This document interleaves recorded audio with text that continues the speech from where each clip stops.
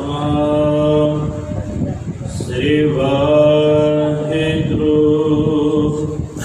ਸਾਹਿਬ JIO.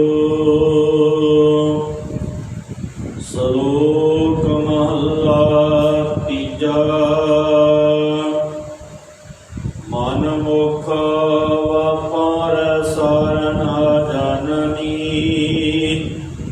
ਬਿਖ ਵਿਹਾਜੈ ਬਿਖ ਸੰਗ੍ਰਹਿ, ਬਿਖ ਸਉ ਧਰਹਿ ਪਿਆਰ। ਮਨ ਮੁਖ ਵਪਾਰ ਸਾਰ ਨਾ ਜਾਣਨੀ। ਵਾਹਿਗੁਰੂ ਜੀ ਕਾ ਖਾਲਸਾ, ਵਾਹਿਗੁਰੂ ਜੀ ਕੀ ਫਤਿਹ।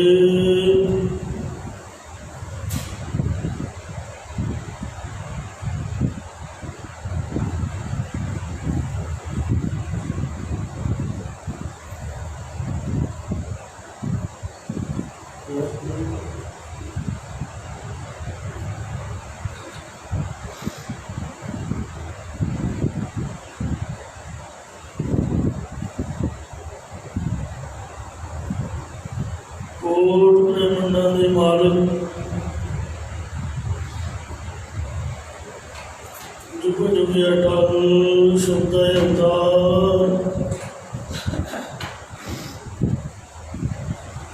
ਦਸਾਂ ਪਾਤਸ਼ਾਹੀਆਂ ਦੀ ਆਤਮਿਕ ਜੋਤ, ਧੰਨ ਧੰਨ ਸਤਿਗੁਰੂ ਸ੍ਰੀ ਗੁਰੂ ਗ੍ਰੰਥ ਸਾਹਿਬ ਸੱਚੇ ਪਾਤਸ਼ਾਹ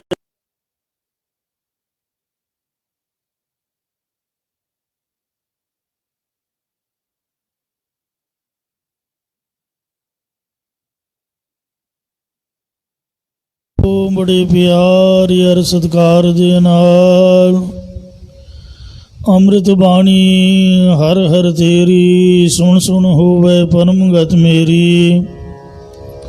ਜਲਨ ਬੁਝੀ ਸੀਤਲ ਹੋਏ ਮਨੁਆ, ਸਤਿਗੁਰ ਕਾ ਦਰਸ਼ਨ ਪਾਈ ਜੀਓ। ਇਹਨਾਂ ਨੇਤਰਾਂ ਦੇ ਨਾਲ ਨੇਤਰਾਂ ਦੀ ਸਫਲਤਾ ਵਾਸਤੇ ਸਤਿਗੁਰੂ ਸ੍ਰੀ ਗੁਰੂ ਗ੍ਰੰਥ ਸਾਹਿਬ ਜੀ ਮਹਾਰਾਜ, ਜਿਨ੍ਹਾਂ ਦਾ ਪਾਵਨ ਪਹਿਲਾ ਪ੍ਰਕਾਸ਼ ਦਿਹਾੜਾ ਕੱਲ ਸੰਗਤਾਂ ਮਨਾ ਕੇ ਹਟੀਆਂ ਨੇ, ਤੇ ਇਹਨਾਂ ਦੇ ਦਰਸ਼ਨ ਦੀਦਾਰੀ ਕਰਦਿਆਂ ਹੋਇਆਂ ਧੰਨ ਸੋ ਵੇਲਾ ਘੜੀ, ਧੰਨ ਧੰਨ ਮੂਰਤ ਪਲਸਾਰ, ਧੰਨ ਸੋ ਦਿਨ ਸੰਜੋਗੜਾ, ਜਿਤ ਡਿਠਾ ਗੁਰਦਰਸਾਰ। ਇਸ਼ਾ ਮਨ ਗੀਆਂ ਬੋਰੀਆਂ, ਹਰ ਪਾਇਆ ਅਗਮਾ ਪਾਰ। ਆਓ ਅੰਮ੍ਰਿਤ ਬਾਣੀ ਦੀ ਕਥਾ ਵਿਚਾਰ ਦੇ ਵਿੱਚ ਚਿੱਤ ਦੀਆਂ ਬਿਰਤੀਆਂ ਜੋੜਦਿਆਂ ਹੋਇਆਂ ਸਰਵਣ ਕਰਕੇ ਲਾਹ ਪ੍ਰਾਪਤ ਕਰੋ ਜੀ। ਇੱਕ ਵਾਰ ਉਚਾਰਨ ਕਰੋ ਸਤਿਨਾਮ ਸ੍ਰੀ ਵਾਹਿਗੁਰੂ ਜੀ। ਸਤਿਨਾਮ ਸ੍ਰੀ ਵਾਹਿਗੁਰੂ ਸਾਹਿਬ ਜੀਓ। ਸ਼ਲੋਕ ਮਹਲਾ ਤੀਜਾ। ਭੱਲੇ ਅਮਰਦਾਸ ਗੁਣ ਤੇਰੇ, ਤੇਰੀ ਉਪਮਾ ਤੋਹੀ ਬਣ ਆਵੇ। ਤੀਜੇ ਪਾਤਸ਼ਾਹ ਧੰਨ ਸਤਿਗੁਰੂ ਸ੍ਰੀ ਗੁਰੂ ਅਮਰਦਾਸ ਸਾਹਿਬ ਜੀ ਮਹਾਰਾਜ ਪਵਿੱਤਰ ਭਾਵਨ ਸ਼ਲੋਕ ਉਚਾਰਨ ਕਰ ਰਹੇ ਹਨ, ਜੋ ਮਾਰੂ ਦੀ ਵਾਰ ਦਾ 16ਵਾਂ ਸ਼ਲੋਕ ਹੈ। ਮਨ ਮੁਖ ਵਪਾਰ ਸਾਰ ਨਾ ਜਾਣਨੀ, ਸੋ ਗੁਰੂ ਤੋਂ ਬੇਮੁਖ ਪੁਰਖਾਂ ਨੇ ਤਨ ਮਨ ਧਨ ਦੇ ਕੇ ਪਰਮੇਸ਼ਰ ਦੇ ਨਾਮ ਦੇ ਵਪਾਰ ਦੀ ਖਬਰ ਨੂੰ ਨਹੀਂ ਜਾਣਨੀ। ਅਣਾਣਾ ਪਹਿਲਾਂ ਨਾ ਬਾਅਦ ਵਿੱਚ, ਜਾਣਨੀ ਨਹੀਂ ਜਾਣਨਾ ਕੀਤੀ ਹੈ। ਬਿਖ ਵਿਹਾਜ ਹੈ, ਉਹ ਜਹ ਰੂਪ ਮਾਇਆ ਨੂੰ ਖਰੀਦਦੇ ਹਨ, ਬਿਖ ਸੰਗ੍ਰਹ ਹੈ, ਅਤੇ ਜ਼ਹਿਰੂ ਮਾਇਆ ਨੂੰ ਹੀ ਇਕੱਤਰ ਕਰਦੇ ਹਨ। ਬਿਖ ਸਿਉ ਧਰਹਿ ਪਿਆਰ, ਅਤੇ ਜ਼ਹਿਰੂ ਮਾਇਆ ਦੇ ਨਾਲ ਹੀ ਪ੍ਰੇਮ ਧਰਦੇ ਹਨ। ਬਾਰਹੁ ਪੰਡਤ ਸਦਾਏ ਦੇ, ਉਹ ਬਾਹਰੋਂ ਸਰੀਰ ਕਰਕੇ ਗੱਲਾਂ ਬਾਤਾਂ ਕਰਕੇ ਆਪਣੇ ਆਪ ਨੂੰ ਵਿਦਵਾਨ ਸਦਾਉਂਦੇ ਹਨ। ਮਨਹੁ ਮੂਰਖ ਗਾਵਾਰ, ਪਰ ਮਨ ਵਿੱਚੋਂ ਬੁੱਧੀ ਰਹਿਤ ਬੇਸਮਝ ਹਨ ਜਾਂ ਮੂਰਖਾਂ ਤੋਂ ਵੀ ਵੱਡੇ ਮੂਰਖ ਹਨ। ਹਰਿ ਸਿਉ ਚਿਤ ਨਾ ਲਾਇਨੀ, ਉਹ ਹਰੀ ਪਰਮੇਸ਼ਰ ਦੇ ਨਾਲ ਆਪਣੇ ਮਨ ਦੀ ਬਿਰਤੀ ਲਾਉਣਾ ਨਹੀਂ ਕਰਦੇ। ਵਾਦੀ ਧਰਨ ਪਿਆਰ, ਸਗੋਂ ਵਿਅਰਥ ਝਗੜਿਆਂ ਵਿੱਚ ਹੀ ਪ੍ਰੇਮ ਧਰਦੇ ਹਨ। ਵਾਦਾ ਕੀਆ ਕਰਨ ਕਹਾਣੀਆਂ, ਉਹ ਜਿਹੜੀਆਂ ਕਥਾ ਕਹਾਣੀਆਂ ਕਰਦੇ ਨੇ ਉਹ ਝਗੜਿਆਂ ਦੀਆਂ ਹੀ ਕਰਦੇ ਨੇ। ਜਿਵੇਂ ਅੱਜ ਕੱਲ੍ਹ ਦੇ ਜਿਹੜੇ ਪ੍ਰਚਾਰਕ ਨੇ ਉਹ ਬੜੇ ਸਿਆਣੇ ਮੰਨਦੇ ਨੇ ਆਪਣੇ ਆਪ ਨੂੰ, ਕੋਈ ਨਾ ਕੋਈ ਉਹਨਾਂ ਨੇ ਝਗੜਾ ਖੜੀ ਕਰੀ ਰੱਖਣਾ ਕਿ ਸਾਡੀ YouTube ਤੇ ਫੇਸਬੁੱਕ ਤੇ ਮਸ਼ਹੂਰੀ ਹੋਵੇ। ਐਸੇ ਲੋਕ ਪੰਡਤ ਸਦਾਉਂਦੇ, ਵਿਦਵਾਨ ਸਦਾਉਂਦੇ, ਪੰਡਤ ਦਾ ਅੱਜ ਕੱਲ੍ਹ ਇਸ ਤਰ੍ਹਾਂ ਦੇ ਕੋਈ ਦਿਖਦੇ ਨਹੀਂ। ਸਾਡੀ ਕੈਟਾਗਰੀ ਵੱਧ ਤੋਂ ਵੱਧ ਝਗੜਿਆਂ ਦੇ ਵਿੱਚ ਮਸ਼ਰੂਖ ਹੈ। ਮਹਾਰਾਜ ਦੀ ਬਾਣੀ ਦਾ ਨਿਤਨੇਮ ਕੋਈ ਨਹੀਂ, ਬਾਣੀ ਦੀ ਵਿਆਖਿਆ, ਬਾਣੀ ਦੇ ਅਰਥ ਵਿਚਾਰ, ਪ੍ਰੇਮਾ ਭਗਤੀ, ਸ਼ਰਧਾ ਭਾਵਨਾ ਕੋਈ ਨਹੀਂ। ਕੇਵਲ ਮਸ਼ਹੂਰੀ ਵਾਸਤੇ ਝੂਠ ਬੋਲਣਾ, ਝਗੜਿਆਂ ਵਾਲੀਆਂ ਕਹਾਣੀਆਂ ਕਰੀ ਜਾਣੀਆਂ, ਕੋਈ ਨਾ ਕੋਈ ਇਹੋ ਜਿਹੀ ਗੱਲ ਕਰ ਦੇਣੀ ਜਿਸ ਨਾਲ ਪੰਥ ਵਿੱਚ ਵਾਦ ਵਿਵਾਦ ਖੜਾ ਹੋਵੇ। ਕੂੜ ਬੋਲ ਕਰਹਿ ਆਹਾਰ, ਅਤੇ ਉਹ ਝੂਠ ਬੋਲ ਕਰਕੇ ਹੀ ਭੋਜਨ ਖਾਣਾ ਕਰਦੇ, ਭਾਵ ਝੂਠ ਬੋਲਣਾ ਹੀ ਉਹਨਾਂ ਦੀ ਖੁਰਾਕ ਹੈ। ਜਗ ਮਹਿ ਰਾਮ ਨਾਮ ਹਰ ਨਿਰਮਲਾ, ਹੇ ਭਾਈ, ਇਸ ਸੰਸਾਰ ਵਿੱਚ ਕੇਵਲ ਰਮੇ ਹੋਏ ਹਰੀ ਪਰਮੇਸ਼ਰ ਦਾ ਨਾਮ ਹੀ ਉਜਲ ਹੈ ਜਾਂ ਉਜਲ ਕਰਨ ਵਾਲਾ ਹੈ। ਹੋਰ ਮੈਲਾ ਸਭ ਆਕਾਰ, ਹੋਰ ਸਾਰਾ ਆਕਾਰ ਵਾਲਾ ਸੰਸਾਰ ਮੈਲਾ ਹੈ। ਮੈਲਾ ਹਰ ਕੇ ਨਾਮ ਬਿਨ ਜੀਓ, ਨਾਨਕ ਨਾਮ ਨਾ ਚੇਤਨੀ। ਸਤਿਗੁਰੂ ਸਾਹਿਬ ਜੀ ਕਥਨ ਕਰਦੇ ਨੇ ਕਿ ਜੋ ਮਨੁੱਖ ਪਰਮੇਸ਼ਰ ਦਾ ਨਾਮ ਚੇਤੇ ਨਹੀਂ ਕਰਦੇ, ਹੋਏ ਮੈਲੇ ਮਰਹਿ ਗਵਾਰ, ਉਹ ਮੂਰਖ ਮਨੁੱਖ ਪਾਪਾਂ ਦੀ ਮੈਲ ਦੇ ਸਹਿਤ ਹੋ ਕੇ ਮਰਦੇ ਨੇ ਜਾਂ ਮਰਨਗੇ। ਮਹੱਲਾ ਤੀਜਾ। ਤੀਜੇ ਪਾਤਸ਼ਾਹ ਸਤਿਗੁਰੂ ਅਮਰਦਾਸ ਸਾਹਿਬ ਜੀ ਮਹਾਰਾਜ ਫਰਮਾਉਂਦੇ ਨੇ, ਦੁੱਖ ਲੱਗਾ ਬਿਨ ਸੇਵਿਆ, ਗੁਰਾਂ ਦੀ ਟਹਿਲ ਕੀਤੀ ਤੋਂ ਬਿਨਾ ਜਾਂ ਪਰਮੇਸ਼ਰ ਨੂੰ ਸੇਵਨ ਸਿਮਰਨ ਤੋਂ ਬਿਨਾ ਜੀਵਾਂ ਨੂੰ ਜੰਮਣ ਮਰਨ ਦਾ ਦੁੱਖ ਲੱਗਾ ਰਹਿੰਦਾ ਹੈ। ਹੁਕਮ ਮੰਨੇ ਦੁੱਖ ਜਾਏ, ਜੇਕਰ ਕੋਈ ਪਰਮੇਸ਼ਰ ਦੇ ਹੁਕਮ ਨੂੰ ਮੰਨੇ, ਗੁਰਾਂ ਕੀ ਟਹਿਲ ਕਰੇ ਜਾਂ ਵਾਹਿਗੁਰੂ ਨੂੰ ਸਿਮਰਨ ਕਰੇ ਤਾਂ ਉਸ ਦਾ ਦੁੱਖ ਕਸ਼ਟ ਚਲਿਆ ਜਾਂਦਾ ਹੈ। ਆਪੇ ਦਾਤਾ ਸੁਖਾਂ ਦਾ, ਪਰਮੇਸ਼ਰ ਆਪ ਹੀ ਸੁੱਖਾਂ ਦਾ ਦਾਤਾ ਹੈ। ਸਰਬ ਸੁੱਖਾਂ ਦਾ ਦਾਤਾ ਸਤਿਗੁਰ ਤਾਂ ਕੀ ਸਰਨੀ ਬਾਈਐ, ਆਪੇ ਦੇ ਸਜਾਏ, ਫਿਰ ਆਪ ਹੀ ਮੰਦ ਕਰਮਾਂ ਵਾਲਿਆਂ ਨੂੰ ਸਜ਼ਾ ਦਿੰਦਾ ਹੈ। ਨਾਨਕੈ ਵਾ ਜਾਣੀਐ, ਸਤਿਗੁਰੂ ਮਹਾਰਾਜ ਸਾਹਿਬ ਜੀ ਕਥਨ ਕਰਦੇ ਨੇ ਕਿ हे ਭਾਈ, ਇੰਜ ਜਾਣੀਏ।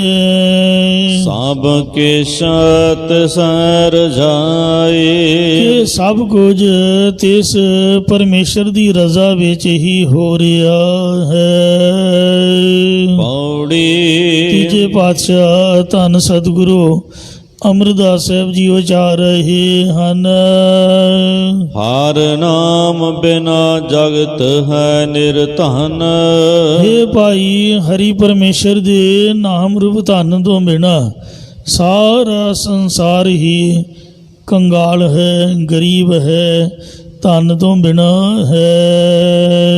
ਬਿਨ ਨਾਵੈ ਤ੍ਰਿਪਤ ਨਾਹੀ। ਪਰਮੇਸ਼ਰ ਦੇ ਨਾਮ ਤੋਂ ਬਿਨਾ ਕਿਸੇ ਦੀ ਵੀ ਤ੍ਰਿਪਤੀ ਨਹੀਂ ਹੁੰਦੀ। ਦੂਜੈ ਪਰਮ ਭੁਲਾਇਆ। ਜੀਵ ਦਵੈਤ ਭਾਵ ਕਰਕੇ ਜਾਂ ਦੂਸਰੇ ਪਦਾਰਥਾਂ ਮਾਇਆ ਦੇ ਭਰਮ ਦਾ ਭੁਲਾਇਆ ਹੋਇਆ ਹੈ। ਹਉਮੈ ਦੁਖ ਪਾਹੀ। ਅਤੇ ਹੰਗਤਾ ਕਰਕੇ ਦੁੱਖ ਪਾਉਣਾ ਕਰਦਾ ਹੈ। ਬਿਨ ਕਰਮਾ ਕਿਛੂ ਨਾ ਪਾਈਐ। ਸੋ ਪਾਸ਼ਾ ਫਰਮਾਉਂਦੇ ਨੇ, ਇਹ ਬਹੁਤ ਲੋਚਾਹੀ। ਜੇਕਰ ਜੀਵ ਬਹੁਤ ਜ਼ਿਆਦਾ ਚਾਹਣਾ ਵੀ ਕਰੇ ਤਾਂ ਵੀ ਗੁਰਾਂ ਦੀ ਕਿਰਪਾ ਨਿਸ਼ਕਾਮ ਕਰਮਾਂ ਨੂੰ ਕੀਤਿਆਂ ਤੋਂ ਬਿਨਾਂ ਕੁਝ ਵੀ ਨਹੀਂ ਪਾ ਸਕਦਾ। ਆਵੈ ਜਾਏ ਜੰਮੈ ਮਾਰੈ। ਇਸ ਕਰਕੇ ਜੀਵ ਸੰਸਾਰ ਵਿੱਚ ਆਉਂਦਾ ਜਾਂਦਾ ਹੈ, ਜੰਮਦਾ ਮਰਦਾ ਰਹਿੰਦਾ ਹੈ। ਗੁਰ ਸ਼ਬਦ ਛੁਟਾਹੀ। ਕੇਵਲ ਗੁਰਾਂ ਦੇ ਉਪਦੇਸ਼ ਦੀ ਕਮਾਈ ਕੀਤਿਆਂ ਹੀ ਜੰਮਣ ਮਰਨ ਤੋਂ ਛੁੱਟ ਸਕਦਾ ਹੈ। ਆਪ ਕਰੈ ਕਿਸ ਆਖੀਐ। ਗੁਰਮੁਖਾਂ ਦੀ ਐਸੀ ਦ੍ਰਿਸ਼ਟੀ ਹੈ ਕਿ ਉਹ ਪਰਮੇਸ਼ਰ ਸਭ ਕੁਝ ਆਪ ਹੀ ਕਰਦਾ ਹੈ। ਜਾ ਕੋ ਨਾਹੀ। ਫਿਰ ਉਸ ਤੋਂ ਬਿਨਾਂ ਕਿਸੇ ਹੋਰ ਨੂੰ ਕੀ ਆਖੀਏ, ਕਿਉਂਕਿ ਉਸ ਵਰਗਾ ਹੋਰ ਕੋਈ ਦੂਜਾ ਨਹੀਂ ਹੈ। ਸਲੋਕ ਮਹੱਲਾ ਤੀਜਾ। ਤੀਜੇ ਪਾਤਸ਼ਾਹ ਧੰਨ ਸਤਿਗੁਰੂ ਅਮਰਦਾਸ ਸਾਹਿਬ ਜੀ ਮਹਾਰਾਜ ਪਵਿੱਤਰ ਪਾਵਨ ਸ਼ਲੋਕ ਉਚਾਰ ਰਹੇ ਹਨ। ਇਸ ਜਗ ਮਹਿ ਸੰਤੇ ਧਨ ਖਟਿਆ। ਹੇ ਭਾਈ, ਇਹ ਸੰਸਾਰ ਵਿੱਚ ਉਹਨਾਂ ਸੰਤ ਜਨਾਂ ਨੇ ਪਰਮੇਸ਼ਰ ਦੇ ਨਾਮ ਰੂਪ ਧਨ ਨੂੰ ਕਮਾਉਣਾ ਕੀਤਾ ਹੈ। ਜਿਨ ਸਤ ਗੁਰ ਮਿਲਿਆ ਪ੍ਰਭ ਆਏ। ਜਿਨ੍ਹਾਂ ਨੂੰ ਪਰਮੇਸ਼ਰ ਸਤਿਗੁਰੂ ਰੂਪ ਦੇ ਵਿੱਚ ਆ ਕੇ ਮਿਲ ਪਿਆ ਹੈ। ਸਤ ਗੁਰ ਸਚ ਦਰੜਾਇਆ। ਕਿਉਂਕਿ ਸਤਿਗੁਰਾਂ ਨੇ ਉਹਨਾਂ ਸੰਤ ਜਨਾਂ ਦੇ ਹਿਰਦੇ ਅੰਦਰ ਸੱਚਾ ਨਾਮ ਦ੍ਰਿੜ ਪਰਪੱਕ ਕਰਵਾਇਆ ਹੈ। ਇਸ ਧਨ ਕੀ ਕੀਮਤ ਕਹੀਂ ਨਾ ਜਾਏ। ਇਸ ਨਾਮ ਰੂਪ ਧਨ ਦੀ ਕੋਈ ਵੀ ਕੀਮਤ ਕਹੀ ਆਖੀ ਨਹੀਂ ਜਾ ਸਕਦੀ। ਭਾਵ ਇਹ ਨਾਮ ਅਮੋਲਕ ਬੇਕੀਮਤ ਹੈ। ਇਤ ਧਨ ਪਾਇਐ ਭੁਖ ਲਥੀ। ਇਸ ਨਾਮ ਰੂਪ ਧਨ ਦੇ ਪ੍ਰਾਪਤ ਕਰਨੇ ਕਰਕੇ ਉਹਨਾਂ ਸੰਤ ਜਨਾਂ ਦੀ ਆਸਾ ਤ੍ਰਿਸ਼ਨਾ ਰੂਪ ਸਾਰੀ ਭੁੱਖ ਲਹਿ ਗਈ ਹੈ। ਸੁਖ ਵਸਿਆ ਮਨ ਆਏ। ਅਤੇ ਆਤਮਿਕ ਸੁਖ ਜਾਂ ਸੁਖ ਸਰੂਪ ਪ੍ਰਭੂ ਉਹਨਾਂ ਦੇ ਮਨ ਹਿਰਦੇ ਵਿੱਚ ਆ ਕੇ ਵਸ ਗਿਆ ਹੈ। ਜਿਨ੍ਹਾਂ ਕੋ ਤੁਰ ਲਿਖਿਆ। ਜਿਨ੍ਹਾਂ ਮਨੁੱਖਾਂ ਨੂੰ ਤੁਰ ਆਦਿ ਤੋਂ ਹੀ ਨਾਮ ਧਨ ਪ੍ਰਾਪਤ ਹੋਣਾ ਮੱਥੇ ਉੱਪਰ ਲਿਖਿਆ ਸੀ। ਤਿਨੇ ਪਾਇਆ ਆਏ। ਤਿੰਨਾਂ ਮਨੁੱਖਾਂ ਨੇ ਹੀ ਇਸ ਜਨਮ ਵਿੱਚ ਆ ਕੇ ਵਾਹਿਗੁਰੂ ਨਾਮ ਧਨ ਨੂੰ ਗੁਰਾਂ ਦੁਆਰਾ ਪਾਉਣਾ ਕੀਤਾ ਹੈ। ਮਨ ਮੁਖ ਜਗਤ ਨਿਰਧਨ ਹੈ। ਮਨ ਦੇ ਪਿੱਛੇ ਤੁਰਨ ਵਾਲੇ ਲੋਕ ਜਾਂ ਜੀਵ ਜਾਂ ਮਨਮੁਖਾਂ ਦੀ ਸ੍ਰਿਸ਼ਟੀ ਸਦਾ ਨਾਮ ਰੂਪ ਧਨ ਤੋਂ ਹੀਣੀ ਹੋਣ ਕਰਕੇ ਨਿਰਧਨ ਕੰਗਾਲ ਹੈ। ਮਾਇਆ ਨੂੰ ਬਿਲ ਲਾਏ, ਕਿਉਂਕਿ ਉਹ ਤਾਂ ਮਾਇਆ ਨੂੰ ਹੀ ਇਕੱਠੀ ਕਰਨ ਲਈ ਵਿਰਲਾਪ ਕਰਦੇ ਰਹਿੰਦੇ ਹਨ। ਆਣ ਦਿਨ ਫਿਰਦਾ ਸਦਾ ਰਹੈ, ਮਨਮੁਖਾਂ ਦਾ ਜਗਤ ਦਿਨ ਰਾਤ ਹਮੇਸ਼ਾ ਮਾਇਆ ਵਾਸਤੇ ਵਿਅਰਥ ਹੀ ਭਟਕਦਾ ਫਿਰਦਾ ਰਹਿੰਦਾ ਹੈ। ਭੁੱਖਾ ਨਾ ਕਾਦੇ ਜਾਏ, ਪਰ ਫਿਰ ਵੀ ਉਸ ਦੀ ਪਦਾਰਥਾਂ ਦੀ ਸ਼ਰ ਭੁੱਖ ਕਦੇ ਵੀ ਨਹੀਂ ਜਾਂਦੀ। ਸ਼ਾਂਤ ਕਦ ਨਾ ਕਦੇ ਆਵਈ, ਫਿਰ ਉਹਨਾਂ ਮਨਮੁਖਾਂ ਨੂੰ ਕਦੇ ਵੀ ਸ਼ਾਂਤੀ ਨਹੀਂ ਆਉਂਦੀ। ਨਹਿ ਸੁਖ ਵਸੈ ਮਨ ਆਏ, ਅਤੇ ਨਾ ਹੀ ਉਹਨਾਂ ਦੇ ਮਨ ਹਿਰਦੇ ਵਿੱਚ ਆਤਮਿਕ ਸੁਖ ਆ ਕੇ ਵਸਦਾ ਹੈ। ਸਦਾ ਚਿੰਤਾ ਚਿਤ ਵਦਾਰਾ ਹੈ, ਮਨਮੁਖਾਂ ਦਾ ਮਨ ਹਮੇਸ਼ਾ ਹੀ ਚਿੰਤਾ ਸੋਗ ਤੇ ਹਮੇਸ਼ਾ ਹੀ ਚਿੰਤਾ ਮਨੋ ਚੇਤੇ ਕਰਦਾ ਰਹਿੰਦਾ ਹੈ। ਸਹਿਸਾ ਕਦੇ ਨਾ ਜਾਏ, ਔਰ ਉਹਨਾਂ ਦੇ ਅੰਦਰੋਂ ਕਦੇ ਵੀ ਪ੍ਰਮਾਣਗਤ ਸੰਸਾਰ, ਪਰਮੇਗਤ ਸੰਸਾਰ ਅਤੇ ਵਿਪਰਜੇ ਆਦਿਕ ਸੰਸਾਰ ਨਹੀਂ ਜਾਂਦਾ। ਨਾਨਕ ਵਿਣ ਸਤਿਗੁਰ ਮਤ ਭਵੀ, ਸਤਿਗੁਰੂ ਜੀ ਕਥਨ ਕਰਦੇ ਨੇ ਕਿ ਸੱਚੇ ਗੁਰਾਂ ਦੀ ਪ੍ਰਾਪਤੀ ਤੋਂ ਬਿਨਾਂ ਉਹਨਾਂ ਮਨੁੱਖਾਂ ਦੀ ਮਤ, ਬੁੱਧੀ, ਅਕਲ ਭੌਂ ਗਈ, ਉਲਟੀ ਹੋਈ ਪਈ ਹੈ। ਸਤਿਗੁਰ ਨੂੰ ਮਿਲੈ ਜੇਕਰ ਉਹ ਸਤਿਗੁਰਾਂ ਨੂੰ ਮਿਲ ਪੈਣ ਤਾਂ ਸ਼ਬਦ ਕਮਾਏ, ਤਾਂ ਹੀ ਉਹ ਗੁਰਾਂ ਦੇ ਉਪਦੇਸ਼ ਨੂੰ ਕਮਾ ਸਕਦੇ ਨੇ ਤੇ ਉਹਨਾਂ ਦੀ ਮਤ ਟਿਕਾਣੇ ਆ ਸਕਦੀ ਹੈ। ਸਦਾ ਸਦਾ ਸੁਖ ਮਹਿ ਰਹੈ, ਅਤੇ ਸ਼ਬਦ ਦੀ ਕਮਾਈ ਕਰਕੇ ਹਮੇਸ਼ਾ ਹਮੇਸ਼ਾ ਸੁਖ ਸਰੂਪ ਵਿੱਚ ਸਥਿਤ ਹੋ ਕੇ ਰਹਿ ਸਕਦੇ ਹਨ। ਸੱਚੇ ਮਹਿ ਸਮਾਏ, ਪਰ ਅਖੀਰ ਨੂੰ ਸੱਚੇ ਪ੍ਰਭੂ ਦੇ ਵਿੱਚ ਹੀ ਅਭੇਦ ਹੋ ਜਾਣਗੇ ਜਾਂ ਅਭੇਦ ਹੋ ਜਾਂਦੇ ਹਨ। ਮਹੱਲਾ ਤੀਜਾ। ਸ੍ਰੀ ਗੁਰੂ ਅਮਰਦਾਸ ਸਾਹਿਬ ਜੀ ਫਰਮਾਨ ਕਰ ਰਹੇ ਨੇ, ਜਿਨ ਉਪਾਈ ਮੇਦਨੀ, ਇਹ ਭਾਈ ਜਿਸ ਵਾਹਿਗੁਰੂ ਨੇ ਇਹ ਸ੍ਰਿਸ਼ਟੀ ਪੈਦਾ ਕੀਤੀ ਹੈ ਸੋਈ ਸਾਰ ਕਰੇ, ਉਹੀ ਆਪ ਸਭ ਜੀਵਾਂ ਦੇ ਪਾਲਣ ਪੋਸ਼ਣ ਦੀ ਸਾਰ ਸੰਭਾਲ ਕਰਦਾ ਕਰ ਰਿਹਾ ਹੈ। ਏਕੋ ਸਿਮਰਹੁ ਭਾਇ ਰਹੋ, ਇਸ ਲਈ ਹੈ ਮੇਰੇ ਭਰਾਵੋ ਉਸ ਅਦੁੱਤੀ ਪ੍ਰਭੂ ਨੂੰ ਹੀ ਸਿਮਰਨ ਕਰੋ। ਤਿਸ ਬਿਨ ਅਵਰ ਨ ਕੋਇ, ਕਿਉਂਕਿ ਤਿਸ ਵਾਹਿਗੁਰੂ ਤੋਂ ਬਿਨਾ ਹੋਰ ਕੋਈ ਵੀ ਸਾਡਾ ਸਹਾਰਾ ਨਹੀਂ ਹੈ। ਖਾਣ ਸ਼ਬਦ ਚੰਗਿਆਈਆਂ, ਇਹ ਭਾਈ ਚੰਗੇ ਕਰਮ ਪਰ ਉਪਕਾਰ ਕਰੋ ਅਤੇ ਗੁਰਾਂ ਦੇ ਉਪਦੇਸ਼ ਨੂੰ ਖਾਣਾ ਕਰੋ, ਭਾਵ ਧਾਰਨ ਕਰੋ, ਜਿਸ ਕਰਕੇ ਜਿਤ ਖਾਧ ਹੈ ਸਦਾ ਤ੍ਰਿਪਤ ਹੋਏ, ਜਿਸ ਉਪਦੇਸ਼ ਦੇ ਖਾਣ ਕਰਕੇ ਭਾਵ ਧਾਰਨ ਕਰਨੇ ਕਰਕੇ ਹਮੇਸ਼ਾ ਵਾਸਤੇ ਸੰਤੁਸ਼ਟ ਹੋ ਜਾਈਦਾ ਹੈ। ਪੈਨਣ ਸਿਫਤ ਸੁਨਾਈ ਹੈ, ਇਹ ਭਾਈ ਜੋ ਸਿਫਤੀ ਪਰਮੇਸ਼ਰ ਦੀ ਉਸਤਤੀ ਵਡਿਆਈ ਸ਼ਨਾਖਤ ਪਹਿਚਾਨ ਕਰਨੀ ਹੈ, ਇਹੀ ਵਸਤਰਾਂ ਦਾ ਪਹਿਨਣਾ ਕਰੋ। जैसा कि सिफत शर्म का कपड़ा मांगो हर गुण नानक रबत रहे, पहर सिर पाओ सेवक जन मिले हर नानक प्रगट पहारे।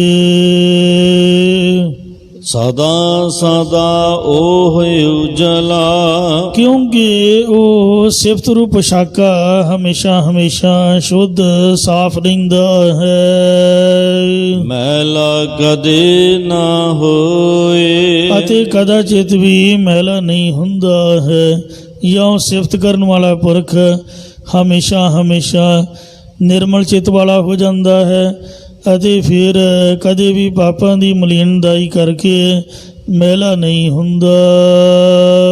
ਸਹਿਜੇ ਸੱਚ ਤਨ ਖਟਿਆ, ਜਿਸ ਨੇ ਸੁਭਾਵਕ ਜਾਂ ਗਿਆਨ ਕਰਕੇ ਸੱਚੇ ਨਾਮ ਰੂਪ ਧਨ ਨੂੰ ਖਟਿਆ ਕਮਾਉਣਾ ਕੀਤਾ ਹੈ। ਥੋੜਾ ਕਦੇ ਨਾ ਹੋਏ, ਉਸ ਦਾ ਆਨੰਦ ਜਾਂ ਨਾਮ ਧਨ ਕਦੇ ਵੀ ਘਟ ਨਹੀਂ ਹੁੰਦਾ। ਦੇਹ ਨੂੰ ਸ਼ਬਦ ਸਿਗਾਰ ਹੈ, ਇਸ ਮਨੁੱਖਾ ਸਰੀਰ ਜਾਂ ਜੀ ਮਹਾਤਮਾ ਨੂੰ ਗੁਰਾਂ ਦੇ ਉਪਦੇਸ਼ ਦਾ ਉੱਤਮ ਸ਼ਿੰਗਾਰ ਹੈ। ਜਿਤ ਸਦਾ ਸਦਾ ਸੁਖ ਹੋਏ, ਭਾਵ ਸ਼ਬਦ ਹੀ ਸ਼ੋਭਨੀ ਕਰਨ ਵਾਲਾ ਹੈ। ਜਿਸ ਸ਼ਬਦ ਦੇ ਕਮਾਉਣ ਕਰਕੇ ਹਮੇਸ਼ਾ ਹਮੇਸ਼ਾ ਆਤਮਿਕ ਸੁਖ ਪ੍ਰਾਪਤ ਹੁੰਦਾ ਹੈ। ਨਾਨਕ ਗੁਰਮੁਖ ਬੁੱਝੀਐ, ਸਤਿਗੁਰੂ ਜੀ ਕਥਨ ਕਰਦੇ ਨੇ ਕਿ ਉਹੀ ਮਨੁੱਖ ਹੀ ਮੁਖੀ ਗੁਰਾਂ ਦੁਆਰਾ ਜਾਂ ਗੁਰਮੁਖਾਂ ਦੀ ਸੰਗਤ ਕਰਕੇ ਇਸ ਵਿਚਾਰ ਨੂੰ ਬੁੱਝਦਾ ਹੈ। ਜਿਸ ਨੂੰ ਆਪ ਵਿਖਾਲੇ ਸੋਏ, ਜਿਸ ਨੂੰ ਪਰਮੇਸ਼ਰ ਆਪ ਆਪਣਾ ਸਰੂਪ ਵਿਖਾਲਣਾ ਕਰਦਾ ਹੈ। ਪੌੜੀ ਤੀਜੇ ਪਾਤਸ਼ਾਹ ਜੀ ਉਚਾਰ ਰਹੇ ਹਨ। ਅੰਤਰ ਜਪ ਤਪ ਸੰਜਮੋ, ਇਹ ਭਾਈ ਬਾਣੀ ਕਰਕੇ ਜਾਪ, ਸਰੀਰ ਕਰਕੇ ਤਪੱਸਿਆ ਅਤੇ ਇੰਦਰੀਆਂ ਦਾ ਦਮਨ ਕਰਨ ਆਦਿਕ ਸਾਧਨ ਹਿਰਦੇ ਦੇ ਵਿੱਚ ਹੀ ਅਸਥਿਤ ਹਨ।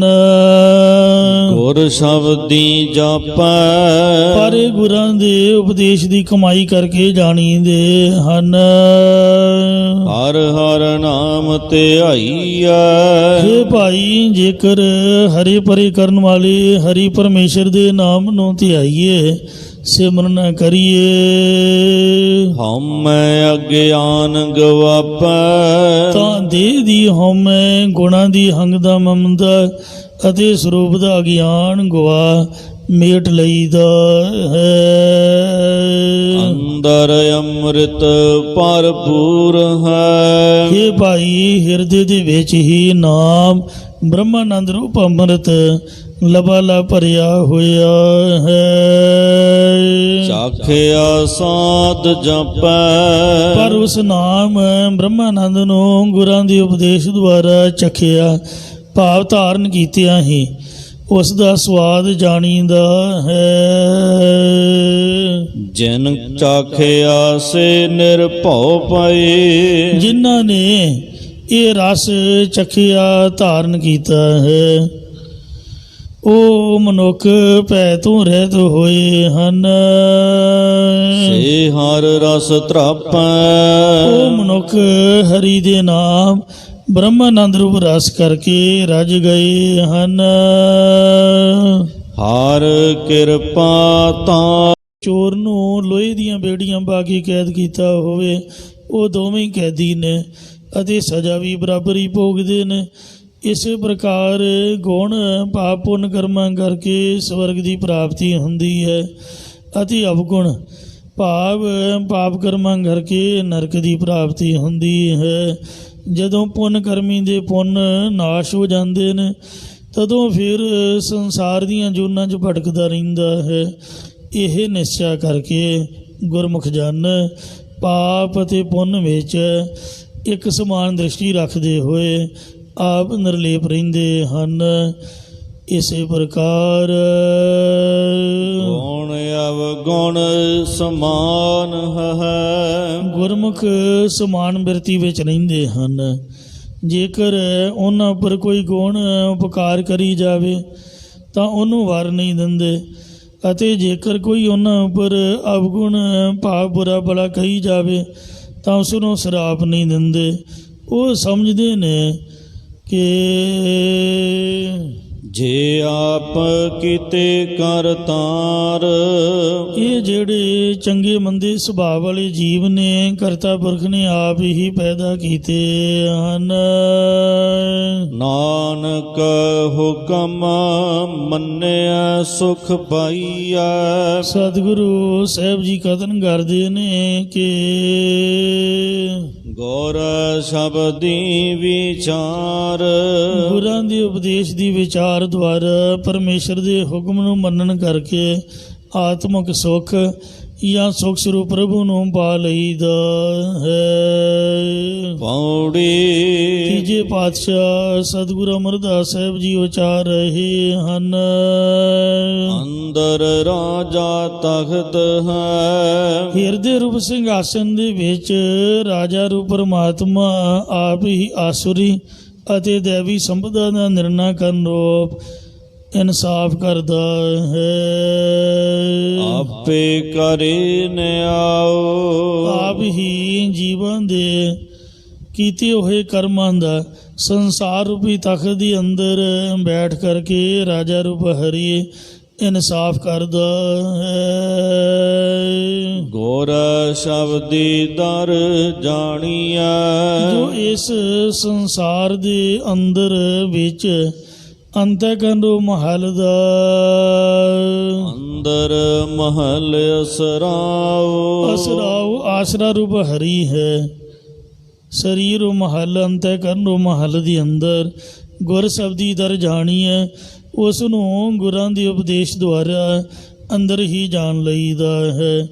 ਇਸੇ ਪ੍ਰਕਾਰ ਗੁਰ ਸ਼ਬਦੀ ਦਰ ਜਾਣੀਐ, ਉਸ ਵਾਹਿਗੁਰੂ ਨੂੰ ਹਰੀ ਦੇ ਗਿਆਨ ਰੂਪ ਦਰਵਾਜ਼ੇ ਨੂੰ ਗੁਰਾਂ ਦੇ ਉਪਦੇਸ਼ ਦੁਆਰਾ ਜਾਣ ਲਈਦਾ ਹੈ।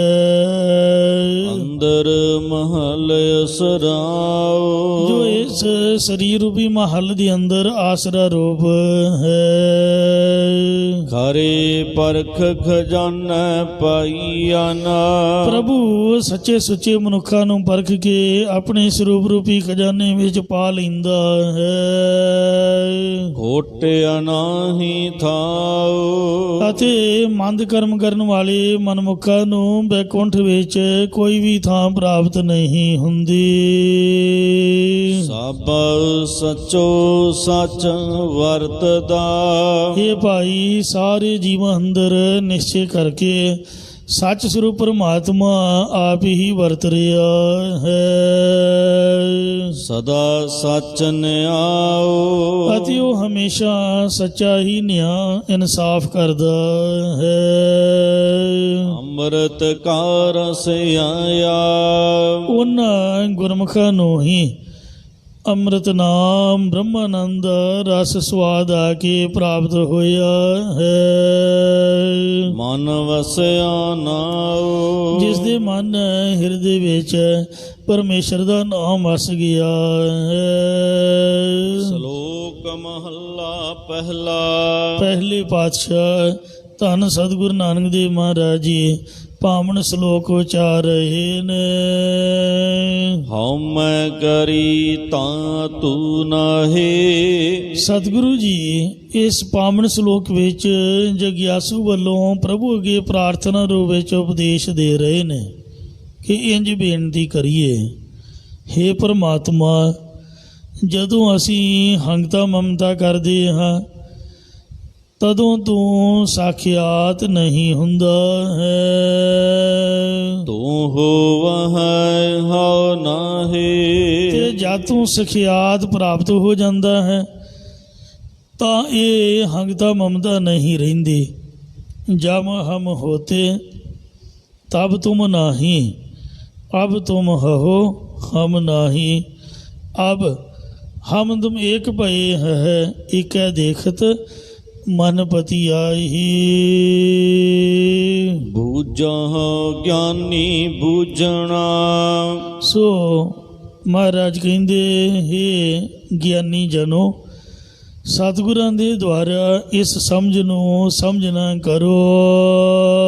ਇਹ ਅਕਥ ਕਥਾ ਮਨ ਮਾਹੇ। ਆਪਣੇ ਮਨ ਹਿਰਦੇ ਵਿੱਚ ਇਸ ਕਥਨ ਤੋਂ ਰਹਿਤ ਅਵਸਥਾ ਦੀ ਕਥਾ ਨੂੰ ਸਮਝ ਕੇ ਗਿਆਨਵਾਨ ਸਤਿਗੁਰਾਂ ਦੁਆਰਾ ਪੁੱਛਣਾ ਕਰੋ। ਇਸੇ ਪ੍ਰਕਾਰ ਬੂਝਹੁ ਗਿਆਨੀ ਬੂਝਣਾ। हे ਗਿਆਨਵਾਨ ਬਰਖੋ, ਇਸ ਪੁੱਛਦੇ ਤਾਈਂ ਗੁਰਾਂ ਤੋਂ ਪੁੱਛੋ ਸਮਝੋ। ਇਹ ਅਕਥ ਕਥਾ ਮਨ ਮਾਹੇ। ਅਤੇ ਆਪਣੇ ਮਨ ਵਿੱਚ ਇਸ ਕਥਨ ਤੋਂ ਰਹਿਤ ਕਥਾ ਨੂੰ ਸਮਝ ਲਵੋ ਕਿ ਜਦੋਂ ਹਉਮੈ ਮਿਟ ਜਾਂਦੀ ਹੈ ਉਸ ਸਮੇਂ ਹੀ ਪਰਮੇਸ਼ਰ ਦੀ ਪ੍ਰਾਪਤੀ ਹੁੰਦੀ ਹੈ। ਜਿਸ ਸਮੇਂ ਪੀਰ ਬੁੱਧੂ ਸ਼ਾਹ ਆਪਣੇ 700 ਮੁਰੀਦਾਂ ਨਾਲ ਸ੍ਰੀ ਗੁਰੂ ਗੋਬਿੰਦ ਸਿੰਘ ਸਾਹਿਬ ਜੀ ਦੇ ਦਰਸ਼ਨਾਂ ਨੂੰ ਆਇਆ, ਤਦੋਂ ਅੰਦਰ ਹੰਗਤਾ ਦੀ ਮਹਿਲ ਕਰਕੇ ਸੋਚਿਆ ਕਿ ਜੇਕਰ ਮੈਂ ਸਤਿਗੁਰਾਂ ਦੇ ਚਰਨਾਂ ਉੱਪਰ ਨਮਸਕਾਰ ਕਰਦਾ ਤਾਂ ਮੇਰੇ ਮੁਰੀਦ ਨਾਰਾਜ਼ ਹੋਣਗੇ, ਕਿਉਂਕਿ ਮੁਸਲਮਾਨ ਮਰਨੀ ਮਰ ਜਾਣ ਪਰ ਕਿਸੇ ਪੈਰਾਂ 'ਤੇ ਨਹੀਂ ਚੁੱਕਦੇ। ਆਪਾਂ ਹਰੇਕ ਦੇ ਗੋਡੀ ਹੱਥ ਲਾਈ ਜਾਂਦੇ ਆ, ਹਰੇਕ ਨੂੰ ਮੱਥਾ ਟੇਕੀ ਜਾਂਦੇ ਆ, ਪਰ ਜਿਹੜਾ ਮੁਸਲਮਾਨ ਬੰਦਾ ਹੈ ਕਿਸੇ ਮੜੀ ਕਬਰ 'ਤੇ ਵੀ ਨਹੀਂ ਉਹ ਮੱਥਾ ਟੇਕਦਾ। ਮੜੀਆਂ ਕਬਰਾਂ ਨੂੰ ਸਾਡੇ ਲੋਕ ਹੀ ਮੰਨਦੇ ਨੇ। ਉਹ ਤਾਂ ਤੁਸੀਂ ਮਸੀਤ ਵਿੱਚ ਵੇਖੋ ਕੋਈ ਫੋਟੋ ਵੀ ਨਹੀਂ ਹੁੰਦੀ, ਦੱਸੋ ਕੋਈ ਹੁੰਦੀ? ਕੋਈ ਉੱਥੇ ਮੜੀ ਕਬਰ ਹੈ ਜਿਹਨੂੰ ਚੁੱਕਦੇ ਹੋ? ਕੇਵਲ ਹੱਥ ਉੱਪਰ ਨੂੰ ਕਰਕੇ ਤੇ ਤਾਂ ਨੂੰ ਧਿਆਨ ਕਰਦੇ ਨੇ ਅਤੇ ਖੁਦਾ ਦੀ ਨਮਾਜ਼ ਪੜ੍ਹਦੇ, ਖੁਦਾ ਨੂੰ ਨਮਸਕਾਰਾਂ ਕਰਦੇ ਨੇ। ਜਿਹੜਾ ਮੁਸਲਮਾਨ ਬੰਦਾ ਹੈ ਉਹ ਸਾਡੇ ਸਿੱਖਾਂ ਨਾਲੋਂ, ਸਾਡੇ ਹਿੰਦੂਆਂ ਨਾਲੋਂ 1000 ਗੁਣਾ ਚੰਗਾ ਹੈ। ਉੱਠ ਫਰੀਦਾ ਉਜੂ ਸਾਜ, ਸੁਬਹ ਨਿਵਾਜ ਗੁਜ਼ਾਰ, ਜੋ ਸਿਰ ਸਾਈ ਨਾ ਨਵੈ ਸੋ ਸਿਰ ਕਾ ਪੋਤਾਰ। ਆਪਾਂ ਨੂੰ ਗੁਰੂ ਗ੍ਰੰਥ ਸਾਹਿਬ 'ਤੇ ਭਰੋਸਾ ਹੀ ਨਹੀਂ।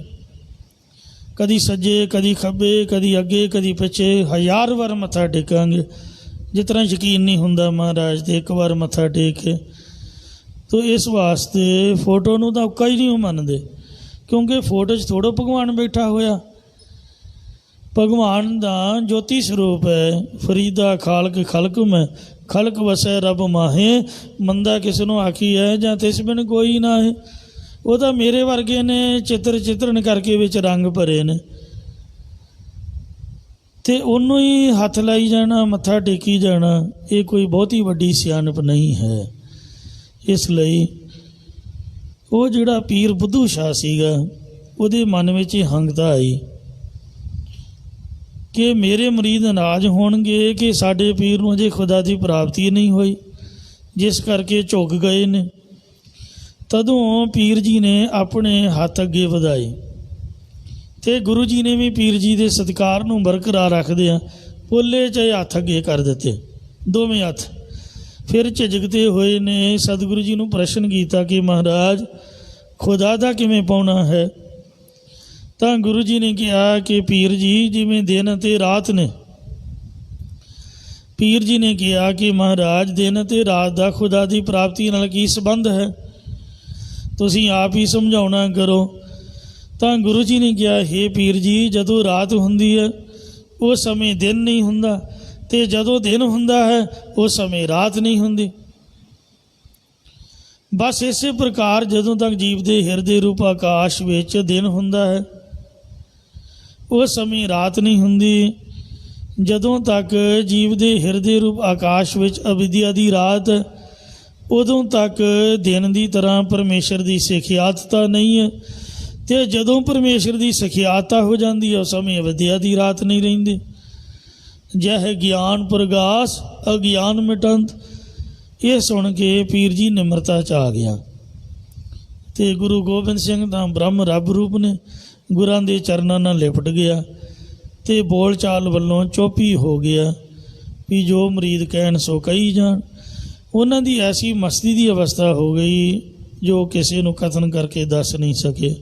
ਸੋ ਇਸ ਪ੍ਰਕਾਰ ਇਹ ਜਿਹੜੀ ਅਕਥ ਕਥਾ ਹੈ, ਕਥਨ ਕਹਿਣ ਕੋ ਸੋਝੀ ਨਾਹੀਂ ਜੋ ਭੇਖੈ ਤਿਸ ਬਣ ਆਵੇ। ਫਿਰ ਇੱਕ ਇਹਦਾ ਸਾਲਾ ਸੀਗਾ,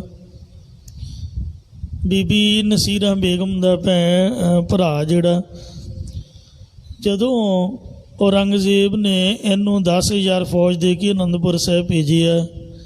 ਇਹਨੇ ਵੀ ਚੜ੍ਹਾਈ ਦੀ ਭਾਵਨਾ ਦੇ ਨਾਲ ਗੁਰੂ ਜੀ ਨੂੰ ਜਿੱਤਣ ਦੀ ਕੋਸ਼ਿਸ਼ ਵਿੱਚ ਦਿੱਲੀ ਤੋਂ ਚੜ੍ਹ ਕੇ ਆਉਣਾ ਕੀਤਾ। ਨਸੀਰਾਂ ਬੇਗਮ ਨੇ ਸਮਝਾਇਆ ਕਿ ਭਰਾ, ਗੁਰੂ ਗੋਬਿੰਦ ਸਿੰਘ ਜੀ ਰੱਬ ਰੂਪ ਹੈ ਅਤੇ ਤੂੰ ਉਹਨਾਂ ਦੇ ਚਰਨੀ ਹੱਥ ਲਾ ਕੇ ਉਹਨਾਂ ਤੋਂ ਗਿਆਨ ਹਾਸਲ ਕਰੇ। ਗੁਰੂਆਂ ਪੀਰਾਂ ਦੇ ਸ਼ਾਸਤਰ ਨਹੀਂ ਚਲਾਈ ਦੇ।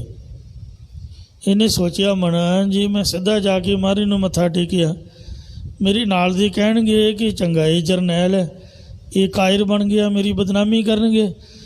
ਜੇ ਗੁਰੂ ਜੀ ਅੰਤਰਜਾਮੀ ਨੇ ਤਾਂ ਜੰਗ 'ਚ ਦਰਸ਼ਨ ਦੇਣ। ਫਿਰ ਇਹਨੂੰ ਜੰਗ 'ਚ ਮਹਾਰਾਜ ਨੇ ਤਿਆਰ ਹੋ ਕੇ ਦਰਸ਼ਨ ਦਿੱਤੇ। ਆਖਿਆ ਚੱਲ ਵਾਰ ਕਰ। ਕਹਿਣ ਲੱਗਾ ਮਹਾਰਾਜ ਤੁਸੀਂ ਮੈਨੂੰ ਵਾਰ ਕਰਨ ਜੋਗਾ ਛੱਡਿਆ ਹੀ ਨਹੀਂ। ਚਰਨੀ ਢਹਿ ਪਿਆ। ਪਾਤਸ਼ਾਹ ਕਹਿੰਦੇ ਉੱਠ, ਤੂੰ ਵਾਰ ਕਰ, ਕਾਇਰ ਕਿਉਂ ਬਣਿਆ ਹੋਇਆ? ਤੈਨੂੰ ਯੁੱਧ ਕਰਨ ਲਈ ਭੇਜਿਆ ਮੁਸਲਮਾਨਾਂ ਨੇ, ਔਰੰਗਜ਼ੇਬ ਨੇ।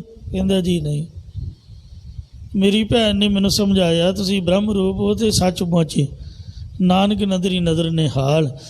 ਮੈਂ ਆਪਦੀ ਕਿਰਪਾ ਦੀ ਕਟਾਸ਼ ਪਾ ਕੇ ਨਿਹਾਲ ਹੋ ਗਿਆ ਜੀ, ਮੇਰੇ 'ਤੇ ਕਿਰਪਾ ਕਰੋ। ਮਹਾਰਾਜ ਨੇ ਉਹਦੇ ਸਿਰ 'ਤੇ ਹੱਥ ਰੱਖ ਕੇ ਉਹਦੇ ਕਪਾਟ ਖੋਲ੍ਹ ਦਿੱਤੇ। ਇੰਝ ਸਾਧ ਸੰਗਤ ਜੀ ਉਹਦੇ 'ਤੇ ਵੀ ਕਿਰਪਾ ਹੋਈ। ਸੋ ਇੰਝ ਪਾਤਸ਼ਾਹ ਜੀ ਜਿਹਦੇ 'ਤੇ ਪਿਆਰ ਭਰੀ ਨਿਗਾਹ ਪਾ ਦਿੰਦੇ ਨੇ, ਉਹਨੂੰ ਬ੍ਰਹਮ ਗਿਆਨ ਦਾ ਚਾਨਣ ਬਖਸ਼ ਕੇ ਉਹਦੇ ਅੰਦਰੋਂ ਹੰਗਤਾ ਦੀ ਮੈਲ ਦੂਰ ਕਰ ਦਿੰਦੇ ਨੇ। ਜਿਵੇਂ ਇੱਕ ਮੁਸਲਮਾਨ ਨੇ ਗੁਰੂ ਜੀ ਨੂੰ ਛੋਟੀ ਉਮਰੇ ਕੁਝੀਆਂ ਅੱਗੇ ਕਰਕੇ ਅਤੇ ਪੁੱਛਿਆ ਸੀ ਵੀ ਤੁਸੀਂ ਮੁਸਲਮਾਨਾਂ ਦੇ ਹੋ ਕਿ ਜਾਂ ਹਿੰਦੂਆਂ ਦੇ ਹੋ। ਗੁਰੂ ਜੀ ਨੇ ਦੋਨਾਂ ਕੁਝੀਆਂ 'ਤੇ ਹੱਥ ਰੱਖ ਕੇ ਇਹ ਜਣਾਇਆ ਸੀ ਕਿ ਅਸੀਂ ਦੋਨਾਂ ਧਰਮਾਂ ਦੇ ਰੱਖਿਅਕ ਹੋਵਾਂਗੇ, ਜ਼ੁਲਮ ਦੇ ਵਿਰੋਧ ਵਿੱਚ ਹੋਵਾਂਗੇ। ਉਹ ਵੀ ਮੁਸਲਮਾਨ ਪੀਰ ਠਸਕੇ ਦਾ ਰਹਿਣ ਵਾਲਾ, ਉਹ ਵੀ ਨਿਹਾਲ ਹੋਇਆ ਸੀਗਾ। ਸੋ ਇਸ ਵਾਸਤੇ ਜਦ ਵੀ ਗੁਰੂ ਜੀ ਦੇ ਚਰਨਾਂ ਵਿੱਚ ਆਉਣਾ ਹੈ ਤਾਂ ਆਪਦੀ ਹੰਗਤਾ ਨੂੰ ਪਾਸੇ ਕਰਕੇ ਨਿਮਰਤਾ ਦੇ ਵਿੱਚ ਆਉਣਾ ਹੈ। ਬਿਨ ਗੁਰ ਤਤ ਨਾ ਪਾਈਐ। ਗੁਰਾਂ ਤੋਂ ਬਿਨਾਂ ਉਸ ਵਾਸਤਵ ਸਰੂਪ ਜਾਂ ਤਤਪਦ ਦੇ ਲੱਖ ਅਰਥ ਨੂੰ ਨਹੀਂ ਪਾ ਸਕੀਦਾ।